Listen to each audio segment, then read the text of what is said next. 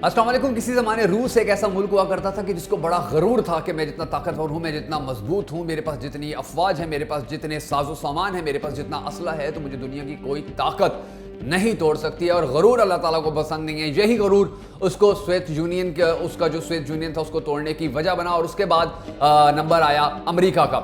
America ने भी गरूर किया और अफगानी मजलूम अफगानियों के ऊपर चढ़ दौड़ा और वहाँ पर 15 से 20 साल के दौरान जो उसने वहाँ पर जूते खाए, उसने वहाँ पर जो मजलूम लोगों से नुकसान उठाया। उसके बाद अब एक बहुत बड़ी और हैरत अंगेज डेवलपमेंट सामने आई है। और वो डेवलपमेंट नाज़रीन ये है कि अफगानियों ने अमरीकियों को और नेटो को वाज़ेह तौर पर वार्निंग दी हुई थी कि 1 मई से पहले निकल जाओ, वरना हमसे बुरा कोई नहीं होगा। जितना हमने माजी में तुम्हें नुकसान पहुंचाया उससे डबल पहुंचाएंगे। उसके अलावा इनके बहुत सारे ममालिक के अंदर जो अमन मुआहदे वो भी हो चुके हैं। अमन के हवाले से बहुत सारी कॉन्फ्रेंसेस भी हो चुकी हैं जिसमें पाकिस्तान ने अहम किरदार अदा किया था। और यही वजह है कि अब अमेरिका का गरूर मुकम्मल तौर पर टूट चुका है। और अल्हम्दुलिल्लाह अमेरिका ने अफगानिस्तान से 1 मई से पहले ही अपनी अफवाज निकालना शुरू कर दी हैं। यानी कि उनको अब ये मालूम हो चुका है, उनको ये पता चल चुका है, उनको इस बात का एहसास हो चुका है कि जब मुसलमान अल्लाह के ऊपर भरोसा रखते हैं, जब मुसलमान अल्लाह के ऊपर यकीन रखते हुए मैदान में उतरते हैं, तो फिर उनको शिकस्त देना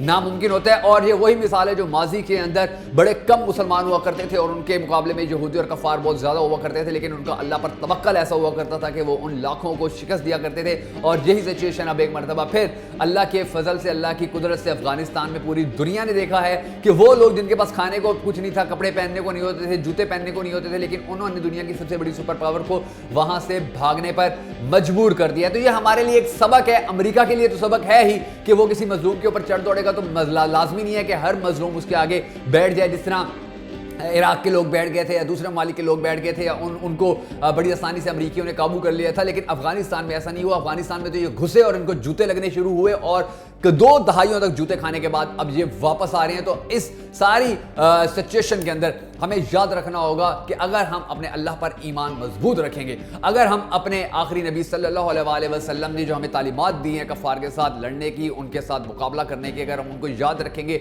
और उन पर अमल पैरा होंगे, तो यकीन जानिए कि जिस तरह अफगानियों ने दुनिया की सबसे बड़ी सुपर पावर का गरूर खाक में मिला दिया है, इसी तरह पूरी उम्मत मुस्लिमा भी पूरी दुनिया से कफ़ार का ना सिर्फ खात्मा करने में कामयाब हो जाएगी, बल्कि पूरी दुनिया से जो कुफरिया निज़ाम है जिसने पूरी दुनिया के इस्लामी मालिक को जकड़ा हुआ है, इससे भी निजात हमेशा हमेशा के लिए हासिल की जा सकेगी। हम सबको दुआ करनी चाहिए कि अल्लाह ताला पूरी दुनिया के मुसलमानों को जिस तरह अफगानियों को जिस तरह जज्बा जहाद दिया, इसी तरह पूरी दुनिया के मुसलमानों को जज्बा जहाद दे, ताकि पूरी दुनिया के जो मुसलमान हैं वो कफ़ार का खात्मा कर सके। अगर आप इस दुआ में शामिल होना चाहें तो कमेंट बॉक्स में आमीन ज़रूर लिख दीजिएगा।